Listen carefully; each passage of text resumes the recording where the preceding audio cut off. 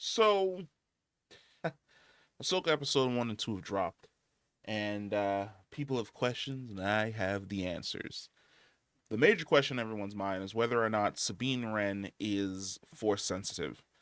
I feel as though Hyung has answered that question, where he basically explains that out of all of the Padawans and all of the Jedis that he has trained, that Sabine has the lowest force potential of anyone he's ever encountered. And from that, we can go, yes, Sabine Wren is force sensitive, according to the robot that has trained hundreds of years of younglings and Padawans. But I feel as though we can expand upon that using not only the show Obi-Wan Kenobi, but also things that we've gotten in episode 1, episode 2, in Rebels, and in Clone Wars, basically talking about force potential. Now, the way in which the robot basically put it, which was like, you have the lowest potential of anyone I've ever encountered, really makes it feel as though she's the Star Wars equivalent of a squib from Harry Potter. Someone who has magical potential but is limited in their ability to basically cast magic, which is they can see magical creatures, they can interact with magical objects, but they cannot cast magic or wield spells. That is not exactly the same for Star Wars, but I feel as though it's the closest comparison narratively that we can use. In regards to anyone who was born with really, really low force potential, it doesn't mean that you won't be able to do something on the level of, let's say, Anakin Skywalker. Now, when you take a look at midichlorians, a high midichlorian count does not mean that you are the most powerful individual on the face of the planet.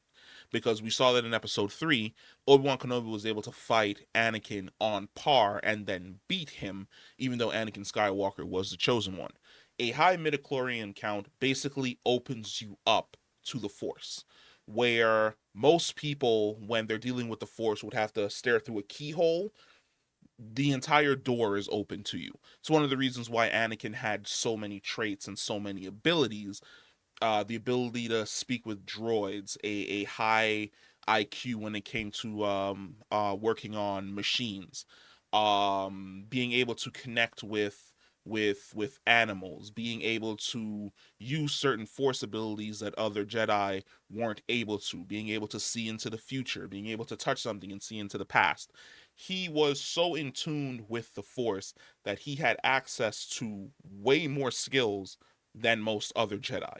But then when you look at somebody like Obi-Wan Kenobi, who in episode 1, they basically say has the lowest force potential of like any Jedi Knight on the, well, not even Jedi Knight, at the time he was a Padawan, on the council.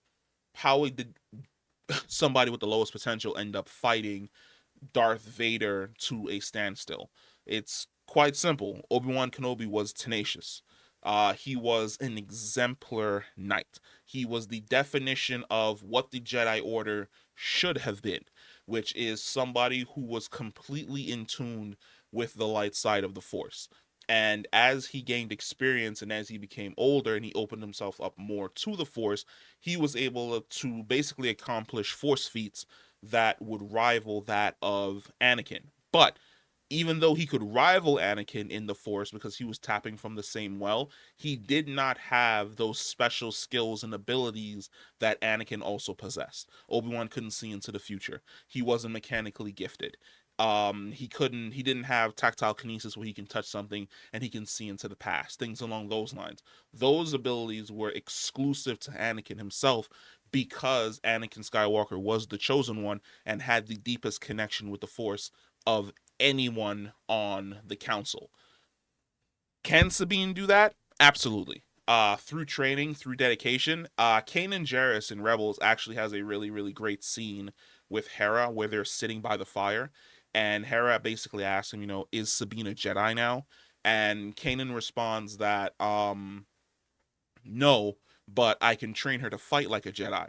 Everyone has the Force within them. Sabine has the Force within her, but she's just too stubborn to use it, which means that at that point in time, looking back on Rebels, Kanan Jarrus was probably aware of the fact that Sabine Wren was Force sensitive, but she was so stubborn and basically a die-hard Mandalorian that she would never open herself up mentally to the idea of being one with the Force, letting the Force flow through her. And I think that this journey that she's going on with Ahsoka is going to be the journey that opens her up to the Force, allowing her to use more of the conventional abilities that we see Jedi's use. But it's going to be interesting sitting back and watching this whole thing unfold. I really feel that episode 1 and episode 2 of Ahsoka were fantastic, and it's going to be one hell of a journey. But hey, let me know what you think. Comment down below, and I will catch you in the next one. Peace.